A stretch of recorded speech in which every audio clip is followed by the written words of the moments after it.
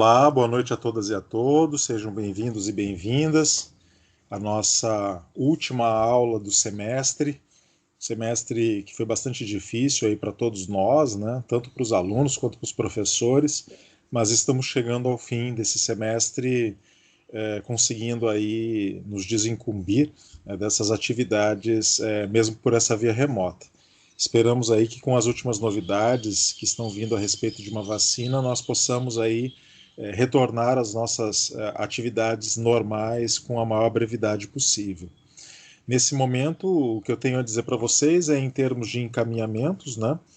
Hoje é o nosso último encontro, já ministrei uma aula como essa no período da manhã. Estarei ainda hoje ou amanhã abrindo o sistema para que vocês possam fazer o depósito dos seus trabalhos, aqueles relatórios que nós combinamos no primeiro dia de aula, relatórios ali que são os seus apontamentos, né, os apontamentos pessoais de cada aluno, de cada aluna, a respeito aí do que estudou, como se fosse ali os apontamentos de caderno em sala de aula, mais os textos ali do livro do professor Eugênio Pacelli, que nós mencionamos como uma complementação. O sistema ficará aberto até a meia-noite do dia 16 para que vocês façam o depósito. Também aqueles que produziram um artigo científico para a complementação da nota também poderão fazer esse depósito.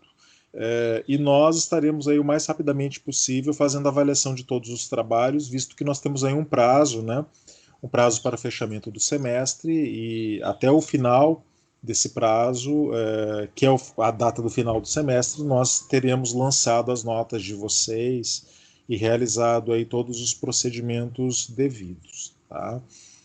Então, se vocês não tiverem nenhuma pergunta a respeito desses encaminhamentos, eu darei sequência na nossa disciplina de hoje.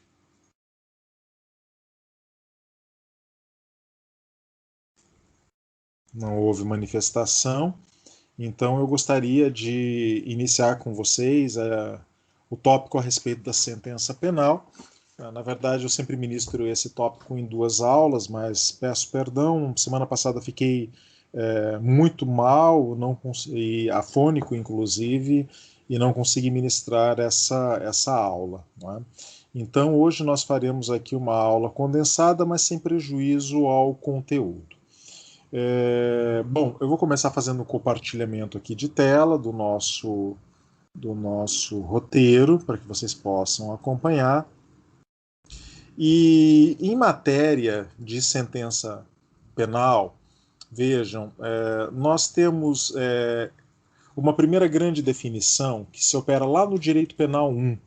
Quando vocês estudaram Direito Penal 1, estudaram o artigo 59 e o artigo 68 do Código Penal. O artigo 59 e o artigo 68 do Código Penal, eles definem a forma da aplicação da pena na sentença condenatória. É aquilo que é chamado de dosimetria da pena, né, que é aplicado mediante um procedimento que no Brasil é chamado de procedimento trifásico. Isso facilita muito o nosso trabalho, porque essa é uma matéria específica de direito penal. Então, nós vamos falar de sentença penal não a partir da dosimetria da pena, que é uma matéria que vocês já estudaram. Nós vamos falar das outras questões que estão ligadas à sentença penal e que vocês ainda não tiveram oportunidade de conhecer. Vejam, primeiramente eu sempre trago aqui um conceito muito breve, mas um conceito bem fácil de ser compreendido, que é o do Vicente Greco Filho, que entende sentença como ato do juiz que resolve a lide, aplicando a lei ao caso concreto. Eu sei que alguns autores no processo penal não aceitam mais o conceito de lide, que ele não seria presente no processo penal, mas nós poderíamos substituir, portanto, o conceito de lide aqui por ato do juiz que resolve o conflito, ato do juiz que resolve a questão, ato do juiz que acerta o problema penal para contemplar as várias teorias existentes, aplicando a lei ao caso concreto. E nós estaríamos aí diante de uma sentença. Vejam, eu quero chamar a atenção de vocês que lá no processo civil existe uma terminologia que é muito comum e ela é válida, né, que é a terminologia das decisões definitivas e das decisões terminativas. Ambas sentenças, evidentemente. As primeiras sendo aquelas que julgam o mérito e as segundas aquelas que terminam o processo sem julgamento do mérito. Olha, na natureza das coisas, vocês vão encontrar decisões terminativas e decisões definitivas no processo penal. Mas nós aqui não utilizamos essa terminologia e ela pode induzir a alguns desentendimentos. Porque lá no processo civil a coisa está facilitada. Está facilitada por quê? Porque o legislador, mais contemporaneamente no processo civil, ele definiu, olha, quando for sentença, seja ela definitiva, seja ela terminativa, cabe um tipo de recurso. Quando a decisão for interlocutória, cabe outro tipo de recurso. Então, a grande questão que está colocada no processo civil é identificar a natureza daquela decisão. Uma vez que eu identifico que aquela decisão é uma sentença ou que aquela decisão é uma decisão interlocutória, então eu sei qual é o recurso cabível naquela hipótese. No processo penal não acontece assim. Não acontece assim. No processo penal, nós temos uma terminologia muito mais ampla, muito mais amplificada, e nós veremos que existem sentenças onde é cabível a apelação e existem sentenças onde é cabível o recurso em sentido estrito, que é o correlato do agravo de instrumento no processo penal. Vejam. E nós vamos encontrar situações inversas, né? Possibilidade de decisões interlocutórias onde cabe apelação. Portanto, nós precisamos tomar um cuidado aqui um pouco maior, né, porque o processo penal ele exige aí que nós busquemos no código a resposta para qual é o recurso cabível naquela hipótese concreta. Pena de nós gerarmos algumas confusões. Vejam, a matéria de recurso não é matéria de processo penal 1. Vocês verão com o professor de processo penal 2. Eu estou apenas aqui enunciando o problema. Mas vocês verão, naturalmente, os recursos cabíveis com o professor de processo penal 2. Antes de adentrar aqui nos modelos de decisões judiciais, saibamos nós aqui, né, que sentença é o ato jurisdicional prolatado por um juiz monocrático, enquanto o acórdão é um ato jurisdicional prolatado por um órgão colegiado. Aqui pouco importa se ele é de segundo grau de jurisdição, como o Tribunal de Justiça, ou se ele é um tribunal superior. Entendida aquela diferença que existe, né, entre o tribunal de apelação, que é aquele que conhece as provas, conhece o mérito, reanalisa o caso, ou um tribunal superior, que é um tribunal de direito, que é um tribunal que não conhece as provas, não conhece o fato, ele conhece apenas decisões, questões jurídicas controvertidas, como a STJ, que em recurso especial conhecerá matérias de direito, de violação de direito federal, matéria de negativa de vigência ao direito federal, conflitos jurisprudenciais graves entre tribunais na aplicação da lei federal, ou o Supremo Tribunal Federal, que em matéria de recurso extraordinário vai conhecer violações à aplicação de normas constitucionais. Portanto, tribunais que não conhecerão do mérito, que não vão reavaliar o mérito da causa, que não vão reavaliar o fato, que não vão reavaliar as provas, vão ficar apenas concentrados em matérias jurídicas. Pouco importa, desde que seja aí uma decisão proferida por um órgão colegiado, nós utilizaremos essa terminologia do acórdão. Bom, portanto, já que eu disse isso, né, na sistemática do Código de Processo Penal, nós vamos utilizar essa terminologia aqui, que eu destaco para vocês, né, que é uma terminologia própria do CPP. Nós falamos aqui no CPP em despachos de mero expediente, em decisões interlocutórias simples, em decisões interlocutórias mistas e em decisão definitiva ou sentença. Tá? Então, percebam. Por despacho de mero expediente, nós entendemos a mesma coisa que os processualistas civis. Um despacho de mero expediente, ele tem uma carga decisória mínima, né? Uma designação de audiência, por exemplo. Uma carga decisória muito pequena e, como nós sabemos, esses despachos de mero expediente, eles não são recorríveis, né? Eles não são marcados pelo princípio da recorribilidade. Tá? Estão previstos lá no artigo 800, inciso 3 do CPP. Por outro lado, nós vamos encontrar decisões interlocutórias simples e decisões interlocutórias mistas. Tá? Aqui é que o problema começa a se intensificar. Por quê? Porque uma decisão interlocutória simples, não é? E eu coloquei aqui para vocês, são decisões que resolvem questões processuais sem extinguir o processo nem colocar fim a uma fase processual. Por exemplo, o recebimento da denúncia, o decreto de prisão preventiva. Na verdade, meus caros, né, lá no processo civil não existe essa terminologia. Decisão interlocutória simples e decisão interlocutória mista. Lá para o processo civil, decisão interlocutória é o que nós entendemos aqui por decisão interlocutória simples. Vejam. Tá? E aí, o que nós entendemos aqui por mista, na maior parte das vezes, é englobado no conceito de sentença terminativa. Perfeito? Mas aqui não. Aqui nós estamos jogando esse conceito de decisões terminativas no conceito de decisão interlocutória e aí qualificando-a pelo adjetivo mista. Não é? Então, sempre que eu tiver uma decisão interlocutória, vejam, que decida uma questão dentro do processo, mas não ponha fim ao processo, nem ponha fim a uma fase do processo, a decisão interlocutória será simples. Mas se essa decisão interlocutória fizer alguma das questões que eu acabo de mencionar, ela será considerada mista. Então eu trago aqui para vocês exemplos. Né? Vejam, decisões interlocutórias mistas são decisões que encerram o processo sem julgamento do mérito, aquilo que os processualistas civis chamam de sentença terminativa. Por exemplo, uma decisão que acolhe a preliminar de litispendência ou de coisa julgada. Lá no processo civil é sentença.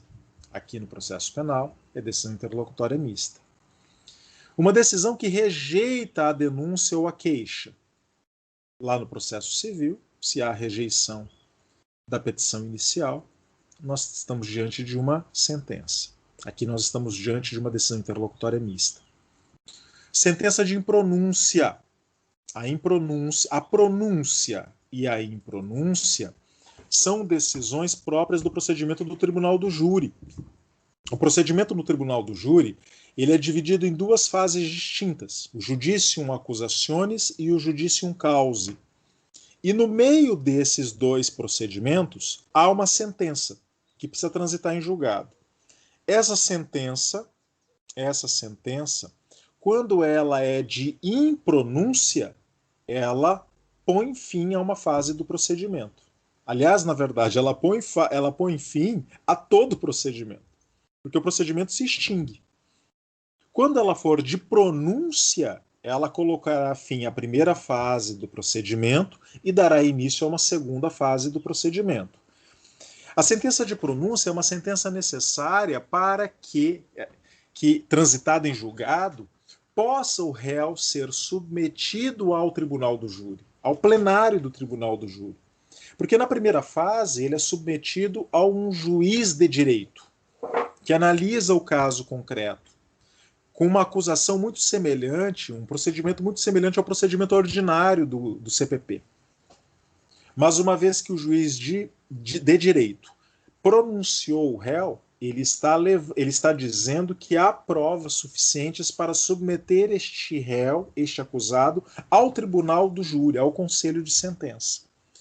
Mas isso não pode acontecer sem que antes transite em julgado a sentença de pronúncia. Quando a sentença for de impronúncia, vejam, nós estaremos diante de uma decisão interlocutória mista. Quando nós estivermos diante de uma pronúncia, nós também estaremos diante de uma decisão interlocutória mista. Exatamente por isso. Porque ou põe fim ao processo sem julgamento do mérito, na primeira hipótese, ou porque põe termo a uma etapa do procedimento, como na segunda hipótese. Tá? O nome lá é sentença de pronúncia, sentença de impronúncia, mas a natureza jurídica, conforme o Código de Processo Penal, é de uma decisão interlocutória mista. Também não vou entrar aqui qual o recurso cabível, matéria que vocês verão com o professor de processo penal 2. Tá? E, enfim, né, naturalmente, aí nós falamos em decisões definitivas ou sentenças. A sentença no Código de Processo Penal, ela é considerada aquela sentença que resolve o problema, resolve o meritum causa. Portanto, ela absolve ou condena. Absolve, nós veremos aqui as causas de absolvição, ou considerando presente a culpabilidade, condena o acusado nas penas de um tipo penal específico. Bom, como vocês sabem, o fundamento da sentença é a soberania estatal, o poder de punir, que deriva da Constituição da República. A função da sentença, como nós falamos ali na sua conceituação, é declarar o direito aplicável ao caso concreto, pondo fim ao litígio. Tá? Isso já está contido lá no conceito de uma sentença. Meus caros e minhas caras, o que interessa aqui, e que está colocado no Código de Processo Penal, em termos de sentença, são os seus requisitos intrínsecos e os seus requisitos extrínsecos. Eu, particularmente, gosto mais, prefiro falar aqui em requisitos estruturais da sentença.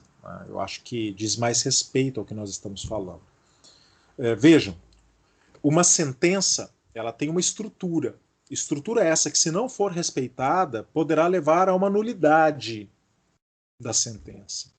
Poderá não, muito provavelmente levará a uma nulidade da sentença. E essa estrutura é a estrutura clássica que está presente também no processo civil. Uma sentença precisa ter relatório, precisa ter fundamentação e precisa ter dispositivo. Mesma estrutura da sentença no processo civil. Não foge disso. Vejam, o que é o relatório? Ora, o relatório é o resumo das ocorrências processuais. O relatório, ele não é o momento para que o juiz fundamente ou decida. O relatório é o momento que o juiz tem para demonstrar que conhece o processo. Então ele relata os fatos. Em data tal, o Ministério Público ofereceu a denúncia de folhas tais, presente no processo as folhas tais, imputando ao réu o crime definido no artigo tal do Código Penal, em virtude da possível prática de certo fato, que ele descreve resumidamente. Em data tal, em despacho presente às folhas tais, recebi a denúncia, ou o juiz recebeu a denúncia. Foi designado em data tal a audiência de instrução e julgamento. Na audiência de instrução e julgamento, foi ouvida a vítima, se presente. Logo, na sequência, foram ouvidas as testemunhas tais, tais e tais, que disseram tal, tal e tal coisa. Por fim, foi interrogado o réu, que, a seu favor, alegou tal, tal, tal coisa. As folhas tais foram apresentadas as alegações finais da acusação, as folhas tais foram apresentadas as alegações finais da defesa, que pediu a absolvição do réu por tal, tal, tal motivo. Veja, isso é um relatório. Isso é um relatório. É simplesmente relatar o que aconteceu formalmente dentro do processo. Não é local para fundamentar, não é local para decidir. Feito o relatório, o magistrado ele cumpre uma etapa. A etapa que demonstra que ele conhece os autos, que ele conhece o processo. Agora sim, ele pode passar uma fundamentação. A fundamentação, e inclusive quando eu trabalhei com vocês a teoria das medidas cautelares, quando trabalhei com vocês a prisão preventiva, eu já citei o parágrafo 2º do 315 do CPP, que é o parágrafo onde foi criada uma verdadeira meta-regra definidora de fundamentação no Código de Processo Penal pelo pacote anticrime. Então, o parágrafo 2º do 315, ele nos define ali quando uma decisão se considera fundamentada. É claro que ele foi criado para criar ali uma fundamentação para a prisão preventiva, mas as regras que estão colocadas ali, elas valem para a sentença penal também. Então, quando vocês tiverem dúvida como fundamentar uma decisão judicial, uma sentença ou um mandato de prisão preventiva, então, um mandado de prisão preventiva, então vocês recorram ao parágrafo 2º do 315 do CPP, porque lá está dada a forma da fundamentação. Quando que uma decisão é considerada fundamentada ou não pelo Código de Processo Penal. Não é? Aqui sim é o momento do juiz analisar os motivos de fato e os motivos de direito que formam a sua convicção tecnicamente. Visto que nós já abolimos do nosso Código de Processo Penal,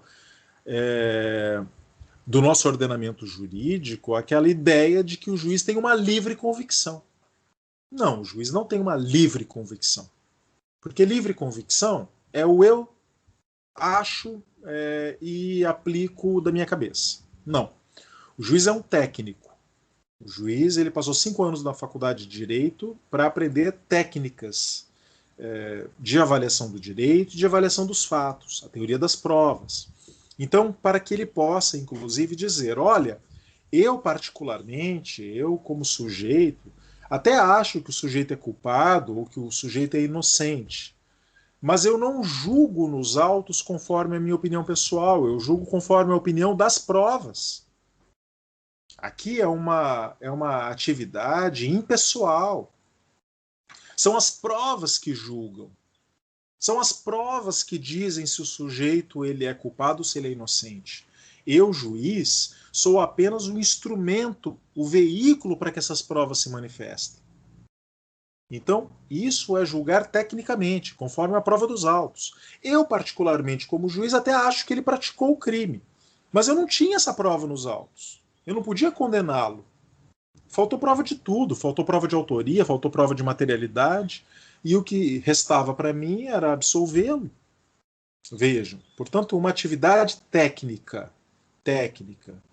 Eu ressalto isso à exaustão e sou repetitivo, porque é preciso extirpar do ordenamento jurídico brasileiro a ideia de que o juiz julga de livre convicção. Porque liberdade de convicção seria o eu acho. E não é o eu acho. Volto a dizer, é uma decisão técnica, vinculada à prova, vinculada aos argumentos de fato e de direito presentes nos autos. Uma vez que ele fundamentou na direção da culpabilidade para condenar ou da não culpabilidade para absolver, então ele está em condições de passar ao dispositivo. O dispositivo é o momento da soberania estatal. O dispositivo é o momento da ordem. É o momento em que o magistrado diz, com base naquilo que foi trabalhado até agora, com base naquilo que foi exposto até agora, eu decido. Decido condenar ou decido absolver, no nosso caso. Ok? Aplicar a lei ao caso concreto. Dizer se o sujeito permanecerá no estado de inocência, que nós já estamos constitucionalmente, ou se esse sujeito será desconstituído desse estado de inocência para ser reconstituído numa outra condição, a condição de culpado, a condição de condenado. Ok? Portanto, eu estou falando aqui em estrutura da sentença. Isso que os autores chamam de requisitos formais intrínsecos, eu chamo de estrutura. São requisitos estruturais. Uma sentença ordinária, no procedimento ordinário, que não tenha relatório, não tenha fundamentação ou não tenha dispositivo, será uma sentença nula. Veja, uma sentença nula. Sentença que não cumpre os requisitos legais, estruturais de uma sentença. É diferente, por exemplo, vejam vocês, imaginem, por exemplo, uma situação do dispositivo, e aqui no dispositivo, aliás, antes de falar sobre isso, eu preciso retornar e mencionar uma questão importante. O dispositivo, ele é o momento em que o juiz aplica a lei ao caso concreto, definindo a decisão, condena ou absolve, mas quando ele absolve, esse dispositivo ele se basta em si mesmo. Se o juiz diz absolvo o réu por falta de provas, ou absolvo o réu por atipicidade, ou absolvo o réu por negativa de autoria, a sentença terminou aí. Acabou. Não tem mais o que dizer. Então a absolvição ela se basta em si mesma. Mas quando o juiz ele condena, surge para o magistrado um ônus. O ônus de fundamentar agora a aplicação da pena. E aí é que nós fazemos aquela referência ao direito penal 1, que vocês já estudaram, que é o artigo 50, o artigo 50, eu mencionei 56 e o 68 do Código Penal. Vejam, que estruturam o método trifásico de aplicação da pena, a dosimetria da pena. Eu até coloquei hoje lá para vocês, eu não sei se eu falei agora aqui no início da nossa aula, mas eu disponibilizei para vocês um fluxograma, a título de rememoração, porque vocês já estudaram isso em Pena 1. Mas eu coloquei ali no sistema um fluxograma que eu criei e que facilita bastante ali a visualização de como funciona a aplicação do método trifásico na dosimetria da pena. Então, fiquem à vontade para fazer o download desse fluxograma e utilizá-lo livremente, tá? É algo que eu disponibilizo para todas as turmas que eu ministro. Até porque a gente não volta a essa temática do método trifásico aqui, da dosimetria da pena, porque é uma matéria que vocês já viram, então é mais para que vocês possam rememorar e se reapropriar desse debate. Então o dispositivo, ele tem, portanto, a ordem, o condeno ou absolvo, e quando essa ordem é de condenação, então o juiz tem o ônus de fazer a dosimetria da pena, tá? Conforme aqueles requisitos lá que nós acabamos de mencionar. Mas eu dizia para vocês, imaginem, por exemplo, a situação em que o juiz ele inverteu a dosimetria da pena. Na hora de fazer a aplicação da pena, por algum motivo, ele inverteu ali e fez uma dosimetria invertida. Vejam, situação que leva a uma nulidade da sentença, não é? E que enseja um recurso de apelação ao tribunal para que reveja aquilo lá, para que possa consertar aquela nulidade, para que possa rever a aplicação da pena. Não é? Agora vejam vocês que interessante. Nós não temos apenas requisitos intrínsecos ou estruturais da sentença, nós temos também requisitos formais extrínsecos, não é? Que são ligados aqui à autenticidade da sentença. Vejam, o primeiro dos requisitos formais extrínsecos é a data. Por que a data é importante? A data é importante porque nós sabemos que a sentença ela fixa prazos prescricionais. Vocês já viram isso lá em direito penal. A falta de data numa sentença pode levar a uma nulidade? Olha, pode. A princípio não. A princípio não, mas poderá, a depender da situação concreta. Nós diríamos aqui que uma sentença que foi juntada aos autos sem data, ela nos deixou ali num estado de dificuldade de entendimento dos prazos prescricionais. Então, sempre será utilizado o prazo mais favorável ao acusado. Perfeito? Então, a princípio, não seria uma causa de nulidade, mas gera uma situação de incerteza. Portanto, a data é necessária. O Código de Processo Penal pede, né, portanto, que toda sentença seja datada. Agora, a situação da assinatura, as rubricas aqui eu estou colocando junto com a assinatura, né, porque hoje a assinatura é eletrônica, então considera-se rubricadas ali as páginas, né? Mas a assinatura é uma situação até mais gravosa. Por quê? Porque uma sentença sem assinatura é uma sentença inexistente. é um ato inexistente. Ela nunca existiu. Foi juntada aos autos uma sentença sem assinatura do juiz. E daí? Ela é uma minuta, ela é um projeto, mas ela não é uma sentença. Então vejam, eu mencionei para vocês, né? Uma coisa é um erro na aplicação da dosimetria da pena. Uma questão é faltar a uma fundamentação, faltar ao relatório, situações que poderiam levar à nulidade da sentença. Outra coisa é uma falta de assinatura, que torna ela inexistente. Ela nunca existiu enquanto sentença. Então não há nem que se cogitar de nulidade. Não é? Primeiro, ela tem que existir enquanto sentença, e a assinatura é o que garante essa existência. Sem assinatura, portanto, não há que se falar num ato jurisdicional perfeito. Né?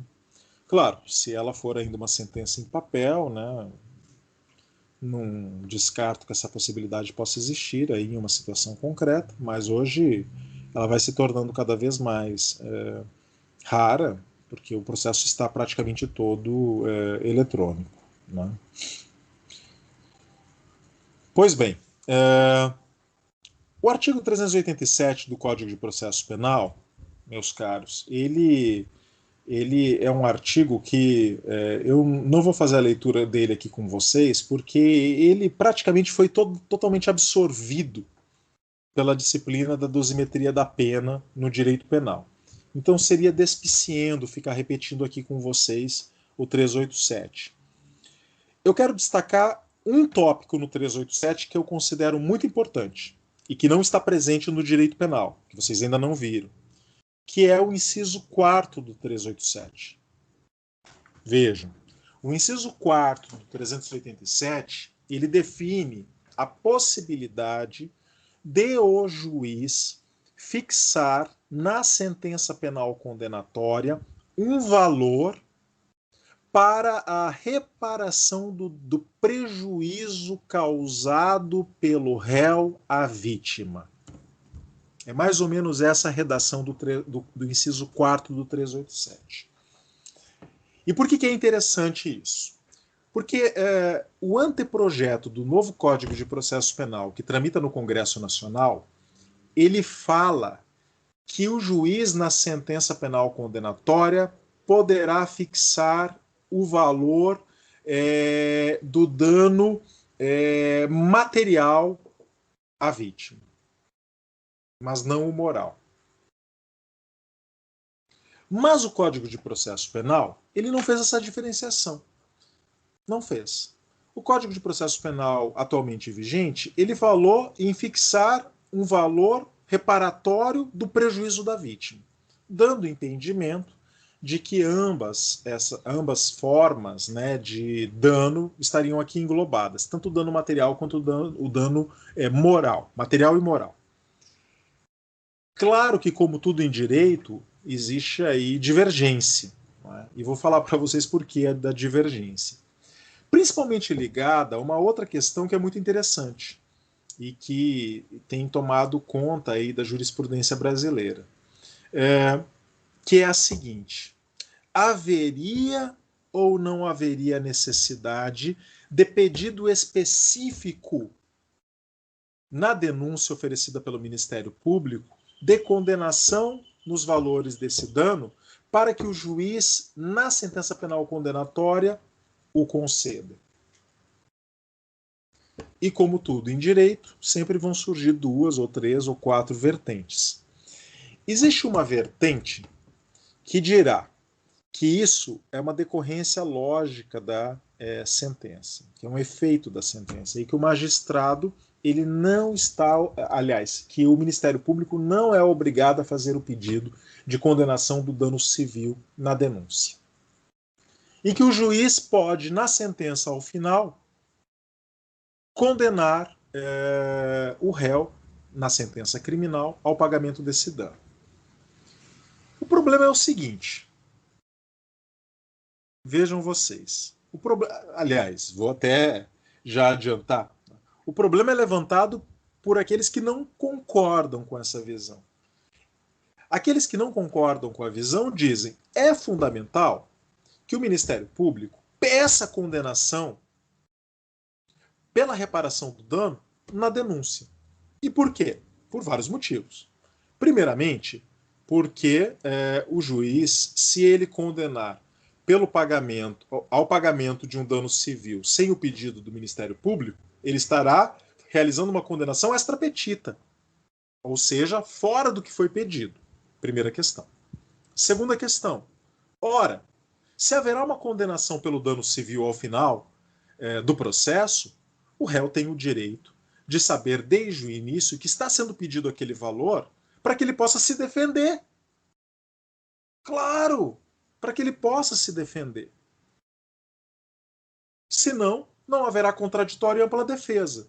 E ao final, o juiz poderá aplicar uma condenação a um dano, ao pagamento de um dano, de uma reparação por um dano civil, sem que o réu no processo criminal tenha tido a oportunidade de conhecer a acusação, de conhecer o quantum que o Ministério Público oferecia como parâmetro, para que ele pudesse se defender disso e, ao final, então, nós obtermos uma sentença baseada em contraditório e ampla defesa. Vejam vocês. Portanto, nós estamos falando aqui, não é? Nós estamos falando aqui de uma contradição existente que coloca dúvidas sérias e fundadas. Não é? Aqueles que defendem que o Ministério Público não precisa pedir a condenação, o fazem com uma razão fundada. Não, isso já está implícito. Se o artigo 387, inciso 4º, já disse que haverá a condenação, o réu já tem a obrigação de saber, não é, que isso será feito. Então ele que se defenda na denúncia, automaticamente. Mas aqueles que dizem que não, que há necessidade do pedido, dizem, tudo bem, poderia até ser, mas não está dado para o réu as bases de uma imputação de um dano civil para que ele possa se defender desse quantum de beato. Afinal de contas.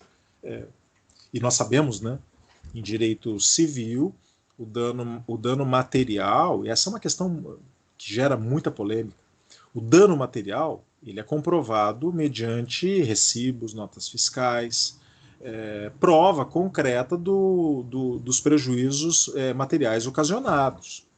Isso tem uma prova muito objetiva. Recibo, nota fiscal, demonstração do prejuízo ocasionado. Mas dano moral, não. Dano moral é algo diferente, não é? Agora, pela nova redação do código, claro que você tem que fazer um pedido certo. Mas como é que você comprova o dano moral? Isso é muito, muito mais complexo. Será que o juiz criminal estaria apto a fazer esse julgamento de um dano moral e material sem que fosse oferecido pelo Ministério Público o parâmetro na denúncia para que ele pudesse, a partir desse parâmetro, fazer a condenação? Ah, professor, mas aí poderia fazer a liquidação posteriormente. Tá, mas veja, mas isso já estava dado no Código de Processo Penal. Todos nós sabemos que uma condenação criminal, que ela torna certa a obrigação de reparar o dano e que ela pode ser levada ao juízo cível para liquidação. Mas vejam, o trabalho que o juiz cível realiza na liquidação é exatamente isso: determinar os parâmetros que o juiz do crime não tem para julgar. E então, agora, na liquidação, o juiz cível realiza aquilo que o juiz criminal não podia fazer. Portanto, aqui eu vou deixar para vocês essas duas posições, né? Ambas dignas de consideração, para que vocês pensem um pouco a respeito disso e, posteriormente, possam aí se aprofundar também nesta questão. Termino essa primeira parte da nossa aula dizendo que contra a sentença, portanto, não é? Vocês verão com o professor de processo penal 2, pode caber apelação, mas também pode caber recurso sentido estrito. Vai ficar aqui essa dúvida para vocês tirarem com o professor de processo penal 2, a depender da circunstância concreta. Mas também cabem os embargos declaratórios, né? Se há obscuridade, ambiguidade, contradição ou omissão, os embargos declaratórios estão previstos tanto para a sentença no artigo 382 quanto para o acórdão no artigo 620. Mas com um prazo muito curto, tá? Que é o prazo de 2 dias. Não caberia falar aqui agora que os embargos de declaração têm efeito interruptivo do prazo para a apelação ou o recurso em sentido estrito, conforme o caso, mas eu já deixo isso aqui colocado, tá? Porque a matéria de recursos também ficará para o próximo semestre. Bom, dito isso, cabe então agora mencionar para vocês a sentença absolutória. Vejam, porque a sentença absolutória ela é algo que não está dado na teoria do processo civil. Né? Ela é muito própria do processo penal. Então eu vou parar aqui de compartilhar a tela do meu roteiro e vou compartilhar a tela. Ainda não apareceu aqui, só um minuto, do Código de Processo Penal, para que vocês possam fazer o acompanhamento. Agora sim. Isso. Vocês estão vendo? Artigo 386 do Código de Processo Penal. Eu consigo ver, professor. Excelente, então. Se alguém tiver dificuldade para acompanhar, é só abrir o código também, ou a lei no seu computador, e no artigo 386, que nós vamos fazer aqui uma leitura. Vejam, em matéria de absolvição, o juiz ele deve fundamentar a sentença no dispositivo, ele deve mencionar a causa pela qual ele absolve o réu. Isso é um ônus que está dado para ele. Veja, o artigo 386 fala isso expressamente. O juiz absolverá o réu mencionando a causa na parte dispositiva, no dispositivo da sentença. Então o juiz tem que dizer, absolvo o réu com base no artigo 386, incisos 1, 2, 3, 4, 5, 6 ou 7. Ele tem que dizer. Porque é aqui que estão concentradas as causas de absolvição. Quais são as causas de absolvição? Bom, primeiramente, inciso 1, está aprovada a inexistência do fato. Meus caros, estar provada a inexistência do fato é surgir uma prova concreta e cabal de que o fato não existiu. Vou dar 2 exemplos aqui. Um sujeito compareceu a uma delegacia de polícia e afirmou que o seu carro havia sido furtado.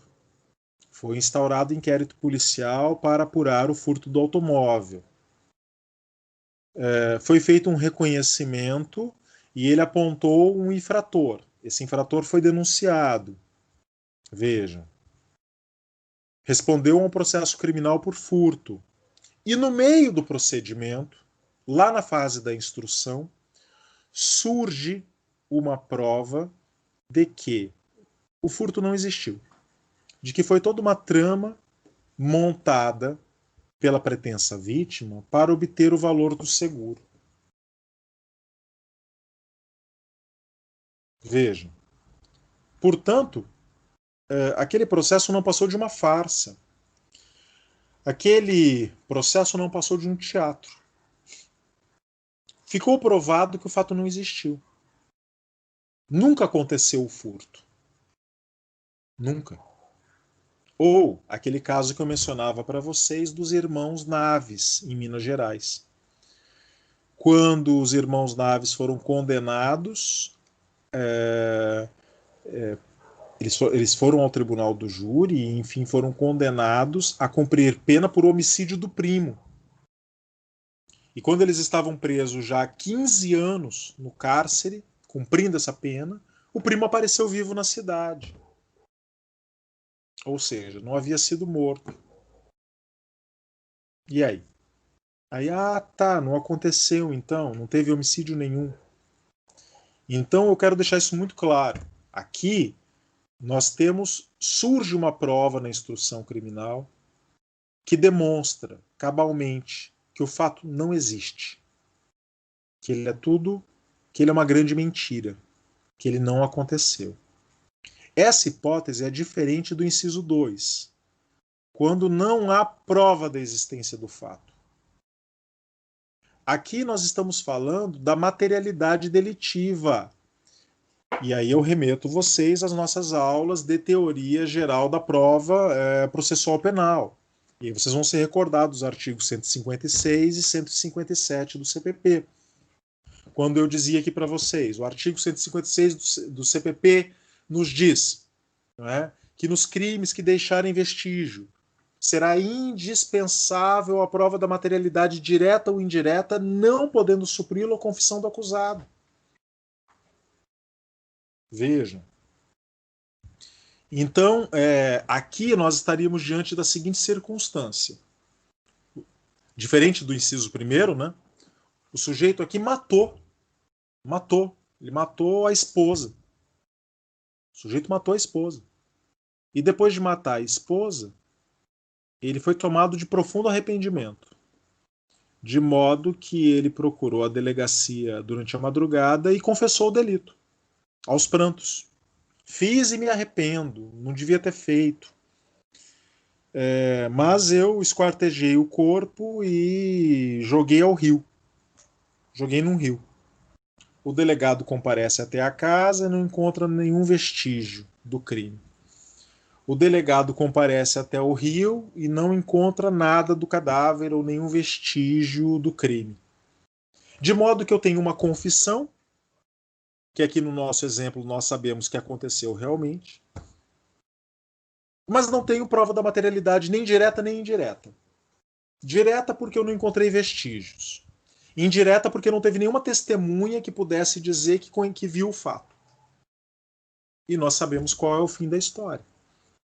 Por ausência de prova de materialidade direta ou indireta, o sujeito deverá ser absolvido por não haver prova da existência do fato. Nós aqui sabemos que o fato aconteceu, né? Porque eu estou contando para vocês. Mas lá no processo o juiz não sabe. O juiz fica num estado de dúvida. Por quê? Porque o código exige que exista a prova da materialidade direta ou indireta. Como ele não tem, ele é obrigado a absolver com base no inciso 2. Então vejam, são coisas diferentes. Uma coisa é estar provada a inexistência do fato. Outra coisa é não haver prova da existência do fato, ou seja, não existir prova de materialidade. Perfeito? Outro fundamento de absolvição é o inciso 3, que é quando não constitui o fato infração penal. E aí, meus caros, nós começamos a adentrar no terreno da teoria do crime, que vocês estudaram em Direito Penal 1. Lá em Direito Penal 1, vocês estudaram que o crime é uma conduta típica, antijurídica e culpável. Esse é o conceito analítico do crime. Pois bem, agora vocês verão aonde isso desemboca na prática. Ora, o fato não constitui infração penal quando a conduta é atípica. Aqui nós estamos falando de atipicidade. Seja atipicidade objetiva, seja atipicidade subjetiva. Seja porque a conduta não se enquadra no modelo legal do comportamento proibido, seja porque ficou demonstrado que não havia dolo ou culpa para a prática da infração penal. E então, nessas hipóteses, o juiz deverá absolver o réu com fundamento no inciso 3º do artigo 386, por não constituir o fato infração penal, por atipicidade objetiva ou atipicidade subjetiva. E o 386 continua. Aqui no 5 ele diz... aqui no 6, tá? Existirem existirem circunstâncias que excluam o crime ou isentem o réu de pena. Nós estamos continuando aqui na teoria do crime. Vejam. Como eu disse, aqui eu estou diante de uma atipicidade. Circunstâncias que excluem o crime, nós estaremos diante da antijuridicidade. Então aqui nós temos a legítima defesa, nós temos o estado de necessidade, nós temos o estrito cumprimento do dever legal, nós temos o exercício regular de direito, que são aquelas causas que excluem a antijuridicidade do crime que vocês estudaram na teoria analítica do crime, em Direito Penal 1. E, por fim, o último requisito do crime, que é a culpabilidade. Causas que isentam o réu de pena, elas dizem respeito à culpabilidade. Lá vocês viram que a culpabilidade, em Direito Penal 1, que a culpabilidade é o juízo de reprovabilidade que recai sobre a conduta de imputável que tinha ou podia ter o conhecimento da antijuridicidade, sendo, portanto, exigível o comportamento conforme ao direito. Então, a culpabilidade é imputabilidade, é conhecimento da antijuridicidade e é exigibilidade de comportamento conforme ao direito. Se fica comprovado que o sujeito é inimputável, ele tem que ser absolvido por inimputabilidade. Se fica comprovado que o sujeito agiu em erro de proibição, o erro de proibição exclui o conhecimento da antijuridicidade, que exclui a culpabilidade. Ele tem que ser absolvido, não é, por faltar culpabilidade. Ou terceiro, o sujeito agiu sem exigibilidade de comportamento conforme ao direito. Acontece, por exemplo, nos casos de favorecimento pessoal, um pai que protege o filho que está sendo perseguido pela polícia. E aí você tudo bem, era exigível que o pai entregasse o filho para a polícia, nós vamos puni-lo por isso. Né? Inexigível um comportamento conforme ao direito nesse caso. Então vejam que o 386 está contemplando toda a estrutura analítica do crime. Repito, tanto a tipicidade quanto a antijuridicidade e, enfim, a culpabilidade. Voltemos então aqui para o inciso 4º. Está provado que o réu não concorreu para a infração penal. Aqui, meus caros, surge a prova, durante a instrução criminal, de que o réu não é autor do fato. É a famosa negativa de autoria. Vejam, a negativa de autoria. O crime aconteceu em tal lugar, a tais horas, e surge um álibi, não é? Uma filmagem do réu presente em outro local, no mesmo momento, fazendo outra coisa. E aí você consegue provar que essa pessoa não tem relação nenhuma com esse fato.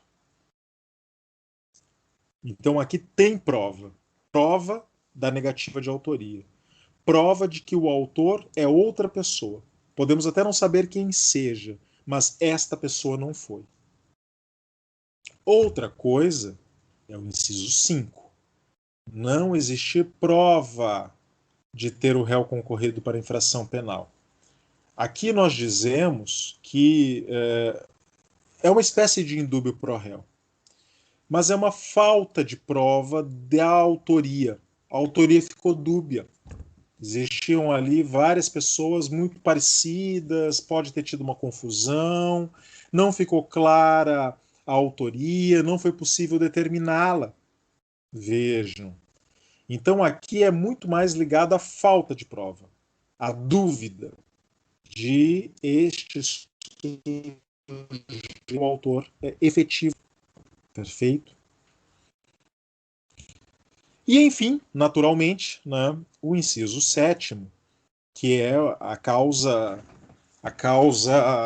clássica, né, do indúbio pro réu. É o clássico. Não existiu prova suficiente para a condenação. O juiz considera, tecnicamente, que neste processo concreto não foi possível construir, o Ministério Público não foi capaz, não se desincumbiu do seu ônus, de construir um conjunto probatório capaz de me deixar em situação de certeza como juiz. Olha, tem ponta solta. Pode ter sido, mas pode também não ter sido. Alguma coisa está faltando aqui. O conjunto probatório não é homogêneo. O conjunto probatório não se fecha sobre si mesmo. Então, neste caso, o magistrado ele deve absolver com fundamento no indúbio pro réu. Não é? Eu quero, inclusive, lembrá-los e lembrá-las que uma sentença absolutória, eu acho que eu já falei isso aqui hoje, mas repito, uma sentença absolutória, ela é uma sentença que tem um provimento jurisdicional declaratório. Declaratório do quê? Declaratório do estado de inocência do réu. Porque a Constituição não presume a nossa inocência. Nós somos inocentes, constitucionalmente falando. Então a absolvição, quando ela é proferida, ela declara que o réu continuará inocente, como ele já era anteriormente e constitucionalmente. Então a carga da absolvição é declaratória. Diferente é a carga do provimento jurisdicional da condenação. Condenar um réu significa desconstituir o réu da posição constitucional de inocente, que já estava dada, e constituí-lo na posição de condenado. Então vejam como que são provimentos jurisdicionais muito diferentes, muito diversos, e que geram efeitos muito diversos.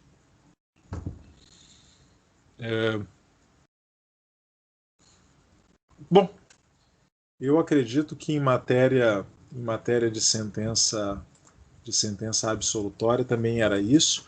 Eu questiono vocês presentes aqui se querem fazer alguma pergunta sobre a matéria que foi ministrada hoje ou sobre os encaminhamentos que nós falamos aqui no início, sobre o relatório, alguma outra questão que tenha ficado pendente. Fiquem à vontade. Professor, pois não, Bruna? Pois não, Bruna. Essa aula que foi dada para a turma da manhã hoje é essa mesma que o professor deu agora ou é algum conteúdo diferente? Mesma aula, exatamente. Ah, perfeito. Muito obrigada, professor. Nada, sem problema. Depois eu vou disponibilizar ambas, né, para que vocês possam ali para colaborar na construção do relatório, né? Não foi feita nenhuma pergunta, nem no chat, nem oralmente, então eu acredito que vocês estejam aí satisfeitos nesse momento. Bom, então eu agradeço a presença de vocês, né?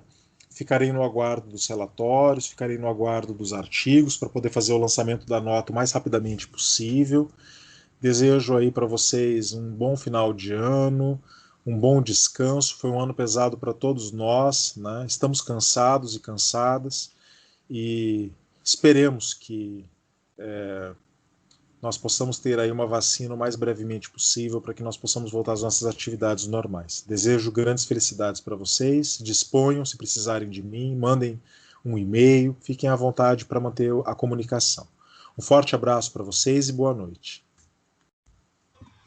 Boa noite, professora. Obrigada pelo semestre. Eu é que agradeço, com certeza. Obrigada, professor. Boa noite.